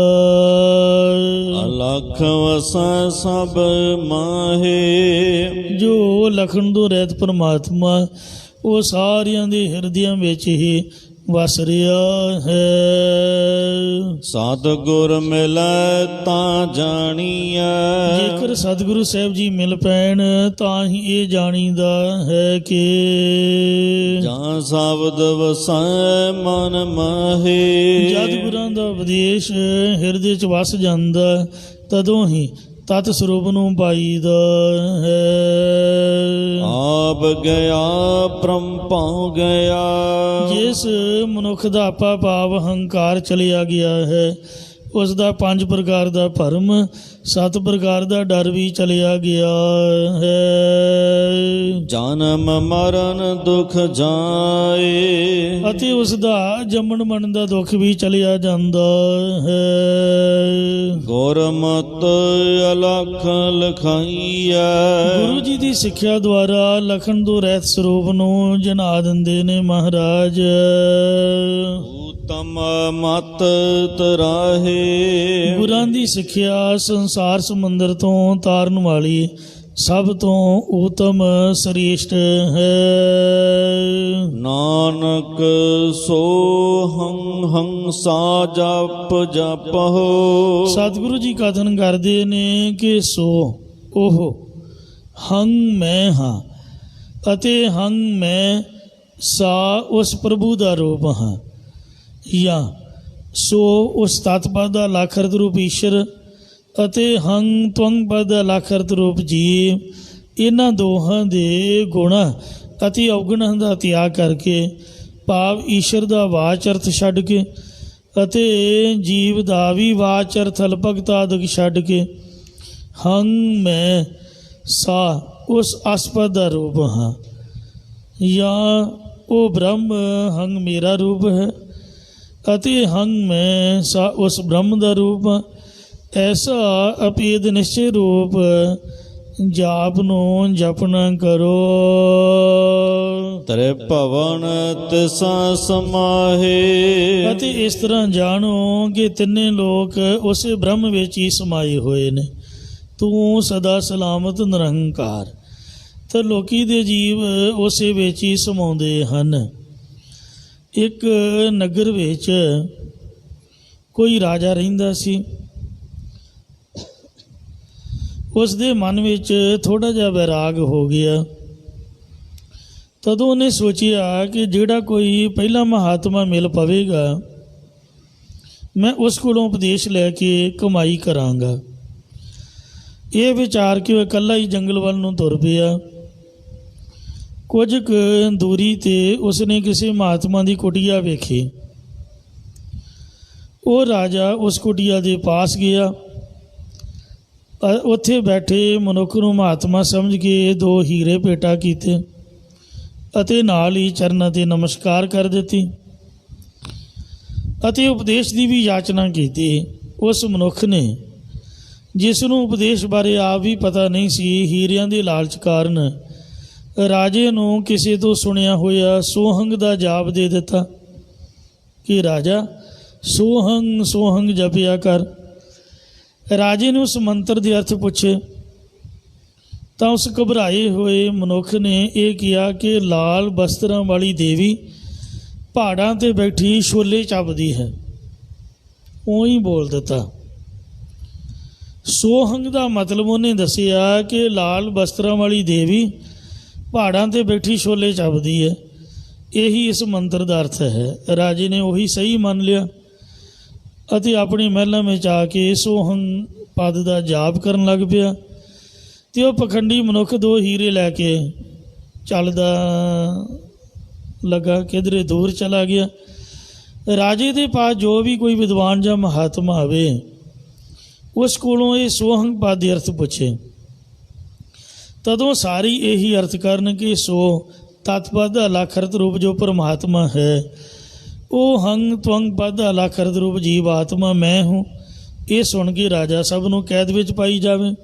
ਇਹ ਸਾਰੇ ਗਲਤ ਅਰਥ ਕਰਦੇ ਨੇ, ਜੋ ਮੈਂ ਅਰਥ ਯਾਦ ਕੀਤਾ ਉਹ ਸਹੀ ਹੈ। ਤਦੋਂ ਉੱਥੇ ਇੱਕ ਪੂਰਨ ਮਹਾਤਮਾ ਨੂੰ ਰਾਜੇ ਦੀ ਇਸ ਗੱਲ ਦਾ ਪਤਾ ਲੱਗਾ ਤਾਂ ਉਹਨਾਂ ਨੇ ਕਿਹਾ ਕਿ ਇਸ ਰਾਜੇ ਨੂੰ ਭਰਮ ਪਿਆ ਹੋਇਆ ਹੈ, ਸੋ ਇਹਨੂੰ ਸਮਝਾਉਣਾ ਚਾਹੀਦਾ। ਉਹਨਾਂ ਨੇ ਕਿਹਾ ਕਿ ਇਸ ਰਾਜੇ ਨੂੰ ਭਰਮ ਪਿਆ ਹੋਇਆ, ਜੋ ਇਸ ਨੂੰ ਸਮਝਾਉਣਾ ਚਾਹੀਦਾ। ਮਹਾਤਮਾ ਜੀ ਰਾਜੇ ਦੇ ਦਰਬਾਰ ਵਿੱਚ ਪਹੁੰਚੇ ਅਤੇ ਰਾਜੇ ਨੇ ਆਦਰ ਮਾਣ ਦਿੱਤਾ ਅਤੇ ਪਹਿਲਾਂ ਦੀ ਤਰ੍ਹਾਂ ਇਹਨਾਂ ਮਹਾਤਮਾ ਦੇ ਕੋਲੋਂ ਸੋਹੰਗ ਪਦ ਦਾ ਅਰਥ ਪੁੱਛਿਆ। ਉਸ ਸਮੇਂ ਮਹਾਤਮਾ ਨੇ ਕਿਹਾ ਕਿ ਲਾਲ ਬਸਤਰਾਂ ਵਾਲੀ ਦੇਵੀ ਪਹਾੜਾਂ 'ਤੇ ਬੈਠੀ ਛੋਲੇ ਚੱਬਦੀ ਹੈ। ਤਦੋਂ ਰਾਜਾ ਬਹੁਤ ਖੁਸ਼ ਹੋਇਆ ਕਿ ਇਹੀ ਅਰਥ ਸਹੀ ਨੇ, ਇਹ ਮਹਾਤਮਾ ਪੂਰਨ ਹੈ। ਮਹਾਤਮਾ ਜੀ ਕੁਝ ਮੁਸਕਰਾਏ ਅਤੇ ਰਾਜੇ ਨੂੰ ਪੁੱਛਿਆ ਕਿ ਤੂੰ ਕੁਝ ਸ਼ਾਸਤਰਾਦਿਕ ਵੀ ਪੜ੍ਹਿਆ ਜਾਂ ਨਹੀਂ। ਉਸ ਰਾਜੇ ਨੇ ਕਿਹਾ ਕਿ ਮੈਂ ਕੁਝ ਨਹੀਂ ਪੜ੍ਹਿਆ। ਮਹਾਤਮਾ ਨੇ ਕਿਹਾ ਕਿ ਜੇਕਰ ਤੂੰ ਕੁਝ ਪੜ੍ਹਨ ਦੀ ਇੱਛਾ ਰੱਖਦਾ ਤਾਂ ਅਸੀਂ ਤੈਨੂੰ ਪੜ੍ਹਾ ਦਿੰਦੇ ਹਾਂ। ਰਾਜੇ ਨੇ ਪੜ੍ਹਨ ਲਈ ਹਾਂ ਕਰ ਦਿੱਤੀ। ਜਦੋਂ ਮਹਾਤਮਾ ਨੇ ਰਾਜੇ ਨੂੰ ਵਿਆਕਰਨ ਦੀਆਂ 5 ਸੰਧੀਆਂ ਪੜ੍ਹਾਈਆਂ, ਪੜ੍ਹਾਉਣ ਤੋਂ ਬਾਅਦ ਰਾਜੇ ਨੂੰ ਕਿਹਾ ਕਿ ਹੁਣ ਤੂੰ ਸੋਹੰਗ ਪਦ ਦੇ ਅਰਥ ਕਰ। ਤਦੋਂ ਰਾਜੇ ਨੇ ਕਿਹਾ ਕਿ ਸੋ ਤਤਪਦ ਅਲੱਖਰਤ ਰੂਪ ਜੋ ਪਰਮਾਤਮਾ ਹੈ, ਅਤੇ ਹੰਗ ਤਵੰਗ ਪਦ ਅਲੱਖਰਤ ਜੋ ਆਤਮਾ ਮੈਂ ਉਹ ਹਾਂ। ਮਹਾਤਮਾ ਨੇ ਸੁਣ ਕੇ ਕਿਹਾ ਕਿ ਰਾਜਨ ਤੂੰ ਗਲਤ ਅਰਥ ਕਰਦਾ। ਤੇਰਾ ਅਰਥ ਤਾਂ ਉਹ ਠੀਕ ਸੀ ਜੋ ਪਹਿਲਾਂ ਕਹਿੰਦਾ ਸੀ ਕਿ ਲਾਲ ਬਸਤਰਾਂ ਵਾਲੀ ਦੇਵੀ ਪਹਾੜਾਂ 'ਤੇ ਬੈਠੀ ਛੋਲੇ ਚੱਬਦੀ ਹੈ। ਰਾਜੇ ਨੇ ਸ਼ਰਮਿੰਦਾ ਜਿਹਾ ਹੋ ਕੇ ਕਿਹਾ ਕਿ ਮਹਾਤਮਾ ਜੀ ਉਹ ਅਰਥ ਨਹੀਂ ਬਣ ਸਕਦਾ। ਮਹਾਤਮਾ ਜੀ ਨੇ ਕਿਹਾ ਫਿਰ ਤੂੰ ਜੋ ਵਿਦਵਾਨ ਮਹਾਤਮਾ ਪਰ ਕੈਦ ਕੀਤੇ ਨੇ ਉਹਨਾਂ ਦਾ ਭਲਾ ਕੀ ਕਸੂਰ, ਉਹਨਾਂ ਨੂੰ ਰਿਹਾ ਕਰ ਦੇ। ਤਦੋਂ ਰਾਜੇ ਨੂੰ ਸਾਰੇ ਮਨੁੱਖ ਰਿਹਾ ਕਰ ਦਿੱਤੇ ਅਤੇ ਸਹੀ ਅਰਥਾਂ ਨਾਲ ਸੋਹੰਗ ਪਦ ਦਾ ਜਾਪ ਕਰਨ ਲੱਗ ਪਿਆ। ਮੈਂ ਬ੍ਰਹਮ ਰੂਪ ਹਾਂ ਅਤੇ ਬ੍ਰਹਮ ਮੇਰਾ ਰੂਪ ਹੈ। ਐਸੇ ਜਾਪ ਦਾ ਵਿਕਲਪ ਕਹੇ ਜਾਂਦੇ ਨੇ, ਐਸੇ ਜਾਪ ਸਾ ਵਿਕਲਪ ਕਹੇ ਜਾਂਦੇ ਨੇ, ਪਰ ਵਾਹਿਗੁਰੂ ਮੰਤਰ ਵਿੱਚ ਕੋਈ ਕਲਪਨਾ ਨਹੀਂ ਹੈ। ਵਾਹਿਗੁਰੂ ਸ਼ੁੱਧ ਬ੍ਰਹਮ ਦਾ ਜਨਾਇਕ ਹੈ। ਜਿਵੇਂ ਵਾ ਵਿਆਪਕ, ਹੇ ਪ੍ਰਗਟ, ਗੋ ਭੂਮਾਰੂ ਬ੍ਰਹਮ ਅਤੇ ਰੂ ਚੇਤਨ ਨੂੰ ਬ੍ਰਹਮ ਪਾ ਪਰਮੇਸ਼ਰ ਸਾਰੇ ਵਿਆਪਕ ਪ੍ਰਗਟ ਸਰੂਪ ਹੈ ਅਤੇ ਚੇਤਨ ਰੂਪ ਹੋ ਕੇ ਸਾਰਿਆਂ ਦੇ ਹਿਰਦਿਆਂ ਰੂਪੀ ਭੂਮੀ ਤੋਂ ਅਗਿਆਨ ਨੂੰ ਨਾਸ਼ ਕਰਕੇ ਗਿਆਨ ਦਾ ਪ੍ਰਕਾਸ਼ ਕਰਨ ਵਾਲਾ ਹੈ। ਇਸ ਵਿੱਚ ਸੋ ਹੰਗ ਆਦਿ ਕੋਈ ਕਲਪਨਾ ਨਹੀਂ ਕੀਤੀ ਗਈ।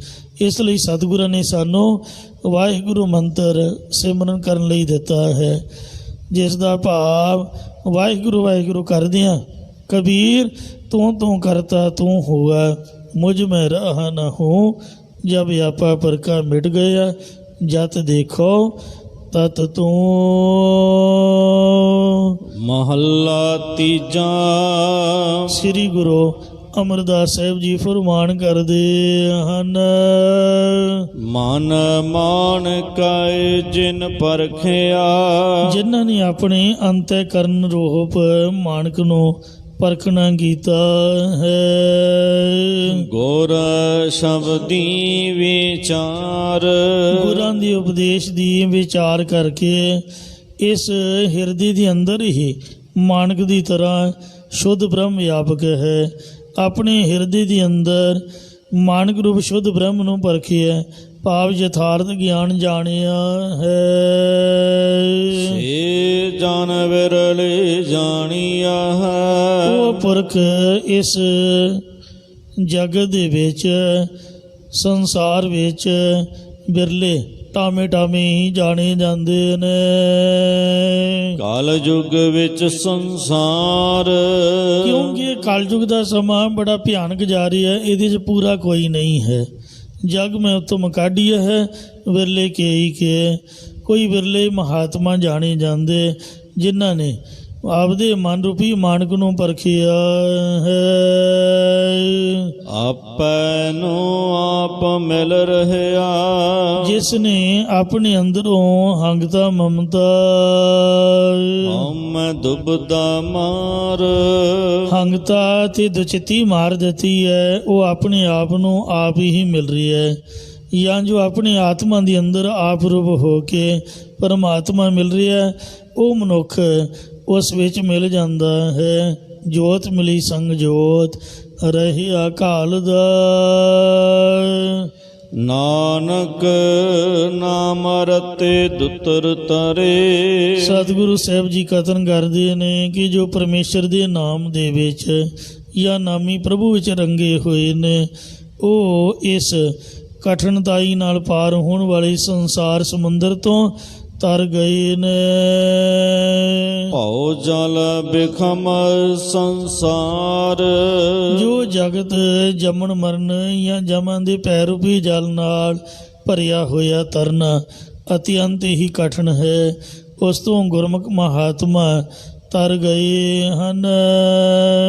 ਪੌੜੀ ਤੀਜੇ ਪਾਤਸ਼ਾਹ ਸਤਿਗੁਰੂ ਅਮਰਦਾਸ ਸਾਹਿਬ ਜੀ ਉਚਾਰ ਰਹੇ ਨੇ, ਮਨ ਮੁਖ ਅੰਦਰ ਨਾ ਭਾਲਣੀ, ਆਪਣੇ ਮਨ ਦੇ ਮਗਰ ਤੁਰਨ ਵਾਲੇ ਗੁਰੂ ਤੋਂ ਬੇਮੁਖ ਪੁਰਖ ਮਨਮੁਖ ਆਪਣੇ ਹਿਰਦੇ ਵਿੱਚ ਪਰੀ ਪਰਮਾਤਮਾ ਨੂੰ ਤਾਂ ਲੱਭਦੇ ਨਹੀਂ ਤੇ ਬਾਹਰ ਲੱਭਦੇ ਫਿਰਦੇ ਨੇ।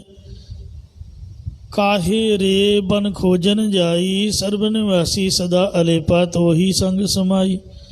ਰਹਾਓ ਪੋਪ ਮਤ ਜਿਉ ਬਾਸ ਬਸਤ ਹੈ, ਮੁਕਰ ਮਾਹੀ ਜੈਸੀ ਸਾਈ, ਤੈਸੇ ਹੀ ਹਰ ਬਸੇ ਨਿਰੰਤਰ ਕਾਟੇ ਹੀ ਖੋਜੋ ਪਾਈ। ਜਿਉਂ ਕਸਤੂਰੀ ਮਿਰਗ ਨਾ ਜਾਣੇ, ਭਰਮ ਦਾ ਭਰਮ ਭੁਲਾਇਆ। ਕਸਤੂਰੀ ਦਾ ਜਿਹੜਾ ਨਾਪਾ ਹੁੰਦਾ ਹੈ ਉਹ ਹਰਨ ਦੀ ਧੁੰਨੀ ਵਿੱਚ ਹੁੰਦਾ ਹੈ ਹੇਠਲੇ ਪਾਸੇ, ਪਰ ਉਹ ਲੱਭਦਾ ਫਿਰਦਾ ਝਾੜੀਆਂ ਦੇ ਵਿੱਚ, ਕਦੀ ਕਿਸੇ ਝਾੜੀ 'ਚ ਮੱਥਾ ਮਾਰਦਾ, ਕਦੀ ਕਿਸੇ ਖੂਨ ਕੱਢ ਲੈਂਦਾ, ਮਾਰਦਾ ਮੱਥਾ ਮਾਰਦਾ ਮਾਰਦਾ ਭਟਕਦਾ ਉੱਥੇ ਹੀ ਮਰ ਜਾਂਦਾ। ਹਾਂ ਕਿਤੇ ਕੁਦਰਤ ਦੇਵ ਨੇਤ ਨਾਲ ਉਹਦੀਆਂ ਨਾਸਕਾਂ ਧੁੰਨੀ ਨੂੰ ਲੱਗ ਜਾਣ, ਮੁੜ ਕੇ ਉਹਦੀ ਭਟਕਣਾ ਮਿਟ ਜਾਂਦੀ ਹੈ। ਇਉਂ ਜੋ ਪ੍ਰਮਾਤਮਾ ਦੀ ਜੋਤ ਹੈ, ਉਹ ਹੈ ਤਾਂ ਸਭਨਾਂ ਦੇ ਹਿਰਦਿਆਂ ਵਿੱਚ, ਸਭ ਮਹਿ ਜੋਤ ਜੋਤ ਹੈ ਸੋਏ, ਤਿਸ ਦਾ ਚਾਨਣ ਸਭ ਮੈਂ ਚਾਨਣ ਹੋਏ। ਅਤੇ ਜੋ ਪ੍ਰਭੂ ਦਾ ਨਾਮ ਹੈ, ਨੌ ਨਿਧि ਅੰਮ੍ਰਿਤ ਪ੍ਰਭ ਕਾ ਨਾਮ, ਦੇਹੀ ਮੈਂ ਇਸਕਾ ਵਿਸਰਾਮ। ਨੌ ਨਿਧੀਆਂ ਦਾ ਖਜ਼ਾਨਾ ਪ੍ਰਭੂ ਦਾ ਨਾਮ ਇਸ ਦੇਹ ਦੇ ਵਿੱਚ ਵਿਸ਼ਰਾਮ ਕਰ ਰਿਹਾ, ਪਰ ਇਹ ਲੱਭਦਾ ਬਾਹਰ ਫਿਰਦਾ ਹੈ। ਕਦੀ ਕਿਸੇ ਬਾਬੇ ਦੇ ਪੈਰ ਘੁੱਟਦਾ, ਬਾਬਾ ਜੀ ਸਾਨੂੰ ਨਾਮ ਦੇ ਦਿਓ।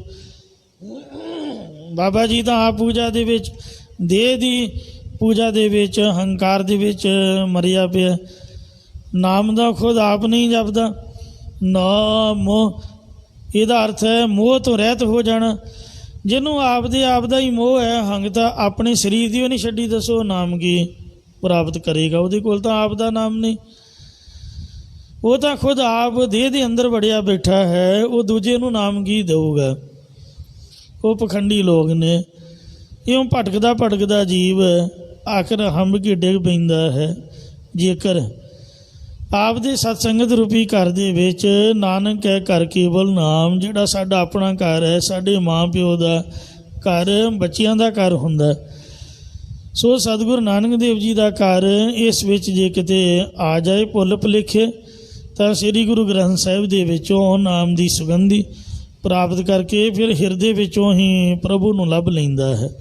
ਫਿਰ ਬਾਹਰ ਢੂੰਡਣ ਦੇ ਹਾਰ ਪਰੇ, ਗੁਰ ਘਰ ਹੀ ਮਾਹੇ ਦਿਖਾਇਆ। ਤਾਂ ਬਾਹਰ ਲੱਭਣ ਤੋਂ ਫਿਰ ਥੱਕ ਗਏ, ਤੇ ਗੁਰੂ ਜੀ ਨੇ ਘਰ ਦੇ ਵਿੱਚ ਹੀ ਹਿਰਦੇ ਕਮਲ ਮੈਂ ਹਰ ਕਾ ਬਾਸ, ਹਿਰਦੇ ਰੂਪੀ ਘਰ ਦੇ ਵਿੱਚ ਹੀ ਦਰਸ਼ਨ ਕਰਵਾ ਦਿੱਤੇ।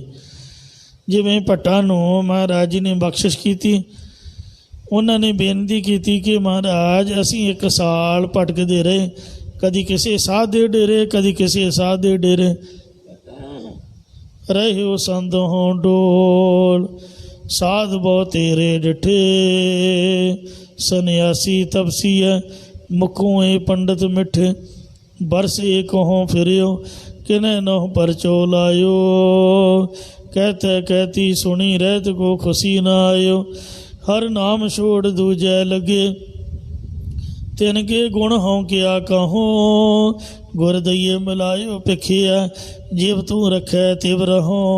धन्ने भगत ने वेखो खूह ते बैठिया ही रब नूं पा लिया, किसी मंदिर च जाके टल नहीं खड़काया, किते कच्ची लस्सी ना शिवलिंग नूं नवाया नहीं, किते गंगा नहाउण नहीं गया, किते किसी की पूजा नहीं की, कोई किसी किस्म नाल पखंड नहीं किया, सिर्फ खूह ते बैठिया रब रब किया। ते महाराज उन्होंने आप दे घर बैठिया ही मिल पिया। इसलिए पातशाह जी का हुक्म है, हिरदे नाम वसायो, घर बैठे गुरु ते आयो। मुठे अहं मते, जिहड़े मनमुख ने वो अंदर तां वाहिगुरू नूं लभदे नहीं, ਤੇ ਹੰਕਾਰ ਦੇ ਵਿੱਚ ਮਸਤ ਹੋਏ ਹੋਏ ਵਿਕਾਰਾਂ ਕਰਕੇ ਲੁੱਟੇ ਗਏ ਨੇ, ਹੰਕਾਰ ਵਾਲੀ ਬੁੱਧੀ ਦੇ ਵਿੱਚ ਹੀ ਲੁੱਟੇ ਗਏ ਹਨ। ਚਾਰ ਕੁੰਡਾ ਭਵ ਥਕੇ, ਉਹ ਚਾਰ ਦਿਸ਼ਾਵਾਂ ਉੱਤਰ ਪੂਰਬ ਪੱਛਮ ਦੱਖਣ ਵਿੱਚ ਮਾਇਆ ਵਾਸਤੇ ਭੌਂ ਭੌਂ ਕੇ ਥੱਕ ਗਏ ਨੇ।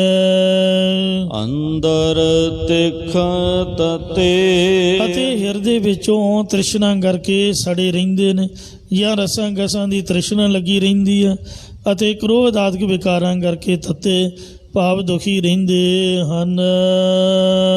ਸਿਮਰਤ ਸਾਸਤ ਨਾ ਸੋਧਨੀ, 27 ਸਿਮਰਤੀਆਂ 6 ਸ਼ਾਸਤਰ ਭਾਵ ਗਿਆਨ ਆਦਿਕ ਧਾਰਮ ਪੁਸਤਕਾਂ ਨੂੰ ਗਉ ਨਾਲ ਵਿਚਾਰਦੇ ਨਹੀਂ, ਖੋਜਦੇ ਨਹੀਂ ਹਨ। ਮਨ ਮੁਖ ਵੇ ਗੁੱਤੇ, ਕਿਉਂ ਉਹ ਮਨਮੁਖਤਾਈ ਕਰਕੇ ਖਰਾਬ ਹੋ ਰਹੇ ਨੇ। ਮੈਂ ਨਾ ਮਾਨੂ ਵਾਲੀ ਗੱਲ ਜਿੱਦ ਫੜੀ ਹੋਈ ਹੈ, ਕਿਸੇ ਕਿਤਾਬ ਨੂੰ, ਕਿਸੇ ਧਾਰਮਿਕ ਗ੍ਰੰਥ ਨੂੰ ਨਹੀਂ ਮੰਨਦੇ, ਕੋਈ ਗੁਰੂ ਪੀਰ ਦੀ ਉਹ ਸਾਧਨਾ ਨਹੀਂ ਕਰਦੇ। ਬਿਨ ਗੁਰ ਕਿਨੈ ਨਾ ਪਾਇਓ, ਸੱਚੇ ਗੁਰੂ ਤੋਂ ਬਿਨਾ ਅੱਜ ਤੱਕ ਕਿਸੇ ਨੇ ਵੀ ਰੱਬ ਨੂੰ ਨਹੀਂ ਪਾਇਆ। ਮਨਮੁੱਖਾਂ ਨੇ ਤਾਂ ਭਲਾ ਕੀ ਪਾਉਣਾ ਹੈ। ਸ੍ਰੀ ਗੁਰੂ ਅਮਰਦਾਸ ਜੀ ਵੇਖੋ 72 ਸਾਲ ਦੀ ਉਮਰ ਤੱਕ ਊਂ ਹੀ ਭਟਕਦੇ ਰਹੇ। ਫਿਰ ਪੰਡਤ ਨੇ ਆਖਿਆ ਕਿ ਤੁਸੀਂ ਇੰਨੀ ਉਮਰ ਨਿਗੋਰਿਆਂ ਨੇ ਗਵਾ ਦਿੱਤੀ, ਮੈਂ ਤਾਂ ਨਹੀਂ ਤੁਹਾਡੇ ਘਰ ਰਹਿਣਾ, ਮੇਰਾ ਤਾਂ ਸਾਰਾ ਜਪ ਤਪ ਤੁਸੀਂ ਖੂਹ 'ਚ ਪਾ ਦਿੱਤਾ। ਸਤਿਗੁਰ ਬਾਝੋਂ ਗੁਰ ਨਹੀਂ ਕੋਈ, ਨਿਗੁਰੇ ਕਾ ਹੈ ਨਾਉ ਬੁਰਾ, ਨਿਗੁਰੇ ਪੁਰਖ ਦਾ ਕਹਿੰਦੇ ਨਾਮ ਹੀ ਲੈਣਾ ਬੁਰਾ। ਮਹਾਰਾਜ ਦੇ ਆਪ ਦੇ ਬਚਨ ਨੇ। ਅੱਧੀ ਰਾਤ ਨੂੰ 10:30 ਵਜੇ ਉੱਠ ਕੇ ਭੱਜ ਤੁਰਿਆ। ਮਹਾਰਾਜ ਨੇ ਬੜਾ ਉਹਦੇ ਪੈਰ ਪੁਰ ਘੁੱਟੇ ਵੀ ਪੰਡਤ ਜੀ ਰਾਤ ਤਾਂ ਰਹਿ ਪਾਓ, ਹੁਣ ਜੋ ਹੋ ਗਿਆ ਸੋ ਤਾਂ ਹੋ ਗਿਆ, ਰਾਤ ਤਾਂ ਸੌਣਾ ਹੀ ਆ। ਕਹਿੰਦੇ ਨਹੀਂ ਬਸ ਮੈਂ ਹੋਰ ਘਾਟਾ ਨਹੀਂ ਖਾ ਸਕਦਾ। ਫਿਰ ਸਤਿਗੁਰੂ ਜੀ ਨੂੰ ਨੀਂਦ ਕਿੱਥੇ ਆਉਣੀ ਸੀ, ਸਾਰੀ ਰਾਤ ਜਾ ਕੇ ਲੰਘਾਈ, ਅਰਦਾਸ ਕਰਦੇ ਰਹੇ ਕਿ ਮਹਾਰਾਜ ਤੂੰ ਤਾਂ ਅੰਤਰਜਾਮੀ ਸਭ ਕੁਝ ਜਾਣਦਾ, ਮੈਨੂੰ ਖੁਦ ਆਪ ਮਿਲ, ਹੁਣ ਮੈਨੂੰ ਕੀ ਪਤਾ ਤੂੰ ਕਿੱਥੇ ਹੈ। ਤੋ ਧੰਨ ਸ੍ਰੀ ਗੁਰੂ ਅੰਗਦ ਦੇਵ ਜੀ ਮਹਾਰਾਜ ਨੇ ਅਰਦਾਸ ਸੁਣੀ ਅਰਦਾਸ ਸੁਆਮੀ ਮੇਰੇ ਸਰਬ ਕਲਾ ਭਣਿਆਈ, ਪ੍ਰਗਟ ਭਈ ਸਗਲੇ ਜੋਗੀ ਅੰਤਰ ਗੁਰੂ ਨਾਨਕ ਕੀ ਵਡਿਆਈ। ਬੈਠੇ ਅਰਦਾਸਾਂ ਕਰ ਰਹੇ ਸਨ ਕਿ ਕੰਨਾਂ ਵਿੱਚ ਜਪਜੀ ਸਾਹਿਬ ਦਾ ਪਾਠ ਪਿਆ। ਇੱਕ ਓੰਕਾਰ ਸਤਨਾਮ ਕਰਤਾ ਪੁਰਖ ਨਿਰਭਉ ਨਿਰਵੈਰ ਅਕਾਲ ਮੂਰਤ ਅਜੂਨੀ ਸੈਭੰ ਗੁਰ ਪ੍ਰਸਾਦ ਜਪ ਆਦਿ ਸਚ ਜੁਗਾਦਿ ਸਚ ਹੈ ਭੀ ਸਚ ਨਾਨਕ ਹੋਸੀ ਵੀ ਸਚ।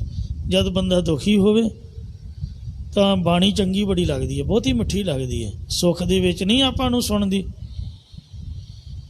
ਇੱਕ ਮੇਰਾ ਮਿੱਤਰ ਬੜੈਲ ਚਲਾ ਗਿਆ ਤੇ ਮੈਨੂੰ ਕਹਿੰਦਾ ਵੀ ਲਾਗੋਂ ਆਵਾਜ਼ ਬੜੀ ਸੋਹਣੀ ਆਉਂਦੀ ਹੈ, ਕਿਹੜਾ ਗੁਰਦੁਆਰਾ ਹੈ? ਅੱਗੋਂ ਨਾ ਪਿੱਛੋਂ ਕਹਿੰਦਾ ਜਦ ਬਾਬਾ ਨਿਤਨੇਮ ਕਰਦਾ ਬੜਾ ਸੋਹਣਾ ਲੱਗਦਾ, ਮੈਂ ਨਿਤਨੇਮ ਸਾਰਾ ਹੀ ਸੁਣਦਾ। ਮੈਂ ਕਿਹਾ ਗੁਰਦੁਆਰਾ ਸ੍ਰੀ ਧੰਨਾ ਭਗਤ ਸਾਹਿਬ ਬਿਲਕੁਲ ਬੜੈਲ ਦੇ ਮੁੱਢ ਵਿੱਚ ਹੈ। ਤੋ ਇਸ ਲਈ ਸਾਚੀ ਬਾਣੀ ਮੀਠੀ ਅੰਮ੍ਰਿਤ ਧਾਰ, ਦੁਖੀ ਬੰਦੇ ਦਾ ਮਨ ਵੈਸੇ ਟਿਕਿਆ ਹੁੰਦਾ। ਸਾਧ ਸੰਗ ਜੋ ਤੁਮੇ ਮਿਲਾਇਓ ਤੋ ਸੁਣੀ ਤੁਮਾਰੀ ਬਾਣੀ। ਗੁਰੂ ਜੀ ਜਿਹਨੂੰ ਬਖਸ਼ਣਾ ਹੋਵੇ ਆਪ ਦੀ ਸੰਗਤ ਨਾਲ ਮਿਲਦੇ ਨੇ ਤੇ ਸੰਗਤ ਬਾਣੀ ਸੁਣਾਉਂਦੀ ਹੈ। ਵੇਖਿਆ ਕਿ ਬਾਣੀ ਕੌਣ ਪੜ੍ਹਿਆ? ਬੀਬੀ ਅਮਰੋ ਜੀ ਗੁਰੂ ਜੀ ਦੀ ਸੋ ਭਤੀਜੇ ਦੀ ਇਸਤਰੀ ਨੌ ਰਾਣੀ ਓਲੇ ਹੋ ਕੇ ਸੁਣਨ ਲੱਗ ਪਏ।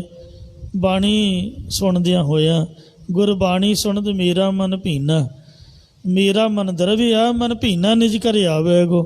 ਮਨ ਭਿੱਜ ਗਿਆ ਤੇ ਇੱਕ ਮਾਰੂ ਰਾਗ ਦਾ ਸ਼ਬਦ ਜਦ ਉਹਨੇ ਸਮਾਪਤ ਕੀਤਾ ਸੁਣ ਕੇ ਮਹਾਰਾਜ ਸਾਹਮਣੇ ਆਏ। ਆਖਿਆ ਬੀਬੀ ਭੈਣਾ ਕਿਹਨਾਂ ਦੀ ਬਾਣੀ ਆ? ਕਹਿੰਦੇ ਸਤਿਗੁਰੂ ਨਾਨਕ ਦੇਵ ਜੀ ਦੀ। ਮੈਨੂੰ ਵੀ ਦਰਸ਼ਨ ਕਰਾ। ਕਹਿੰਦੇ ਉਹ ਤਾਂ ਜੋਤੀ ਜੋਤ ਸਮਾ ਗਏ। ਮੇਰੇ ਪਿਤਾ ਜੀ ਹਨ, ਚੱਲ ਮੈਨੂੰ ਨਾਲ ਲੈ ਕੇ ਚੱਲ। ਤੋ ਇੰਜ ਸ੍ਰੀ ਗੁਰੂ ਅੰਗਦ ਦੇਵ ਜੀ ਦੇ ਚਰਨਾਂ ਵਿੱਚ ਆਏ ਤੇ ਗੁਰੂ ਘਰ ਦੇ ਹੀ ਹੋ ਕੇ ਰਹਿ ਗਏ। ਆਖਿਆ ਬੀਬੀ ਘਰਦਿਆਂ ਨੂੰ ਜਾ ਕੇ ਸੁਨੇਹਾ ਦੇ ਦੇਈ ਵੀ ਹੁਣ ਨਹੀਂ ਮੈਂ ਆਉਣਾ, ਮੈਂ ਤਾਂ ਗੁਰੂ ਘਰ ਰਹਿ ਕੇ ਸੇਵਾ ਕਰਾਂਗਾ। ਬਿਨ ਗੁਰ ਕਿਨੈ ਨਾ ਪਾਇਓ, ਗੁਰੂ ਤੋਂ ਬਗੈਰ ਕਿਸੇ ਨੇ ਵੀ ਨਹੀਂ ਪਾਇਆ। ਨਾ ਨਾਮ ਪਾਇਆ, ਨਾ ਬ੍ਰਹਮ ਗਿਆਨ ਪਾਇਆ, ਨਾ ਰੱਬ ਨੂੰ ਪਾਇਆ। ਹਰ ਨਾਮ ਹਰ ਸਤੇ, ਹਰੇ ਭਰੇ ਕਰਨ ਵਾਲੇ ਹਰੀ ਪਰਮੇਸ਼ਰ ਦਾ ਸਤਨਾਮ ਸਤ ਸਰੂਪ ਦਾ ਨਾਮ ਨਹੀਂ ਪਾਇਆ। ਤਤ ਗਿਆਨ ਵਿਚਾਰਿਆ, ਇਹ ਯਥਾਰਥ ਸਰੂਪ ਦਾ ਗਿਆਨ ਸਤਿਗੁਰਾਂ ਨੇ ਵਿਚਾਰ ਕੇ ਕਥਨ ਕੀਤਾ ਹੈ। ਭਾਈ ਰੇ ਗੁਰ ਬਿਨ ਗਿਆਨ ਨਾ ਹੋਏ, ਪੁੱਛੋ ਬ੍ਰਹਮੇ ਨਾਰਦ ਵੇਦ ਵਿਆਸੈ ਕੋਏ। ਹਰ ਜਪ ਹਰ ਗਤੇ, ਇਹ ਜੋ ਵੀ ਹਰੀ ਪਰਮੇਸ਼ਰ ਦਾ ਜਾਪ ਕਰਦਾ ਹੈ ਹਰੀ ਪਰਮੇਸ਼ਰ ਉਸ ਦੀ ਕਲਿਆਣ ਕਰ ਦਿੰਦਾ ਹੈ। ਹਰੀ ਦਾ ਜਾਪ ਹਰੇਕ ਦੀ ਗਤੀ ਕਰ ਦਿੰਦਾ ਹੈ। ਖਗ ਤਨ ਮੀਨ ਤਨ ਗੱਜ ਤਨ ਗਰਾਹ ਤਨ ਤੇ ਸਾਧੂ ਸੰਗ ਉਧਾਰੇ ਸਭਨਾਂ ਨੂੰ ਮਹਾਰਾਜ ਨੇ ਤਾਰ ਦਿੱਤਾ। ਭੁੱਲਾਂ ਚੁੱਕਾਂ ਖਿਮਾ ਕਰੋ ਜੀ, ਅੱਗੇ ਤੋਂ ਸਮਤ ਬਖਸ਼ੋ। ਆਓ ਗੁਰੂ ਚਰਨਾਂ 'ਚ ਅਰਦਾਸ ਕਰੀਏ ਕਿ ਸਾਨੂੰ ਵੀ ਨਾਮਦਾਨ ਮਿਲੇ। ਕਿਨਕਾ ਏਕ ਜਿਸ ਜੀ ਵਸਾਵੈ ਤਾਂ ਕਿ ਮਹਿਮਾ ਗਣੀ ਨਾ ਆਵੈ। ਬੀਜ ਮੰਤਰ ਸਰਬ ਕੋ ਗਿਆਨ, ਚੌ ਵਰਨਾ ਮੈਂ ਜਪੈ ਕਉ ਨਾਮ। ਬਿਨ ਗੁਰ ਕਿਨੈ ਨ ਪਾਇਓ, ਹਰ ਨਾਮ ਹਰ ਸਤੇ ਤਤ ਗਿਆਨ ਵਿਚਾਰਿਆ। ਹਰ ਜਪ ਹਰ ਗਤੇ। ਵਾਹਿਗੁਰੂ ਜੀ ਕਾ ਖਾਲਸਾ, ਵਾਹਿਗੁਰੂ ਜੀ ਕੀ ਫਤਿਹ। ਰਾਮ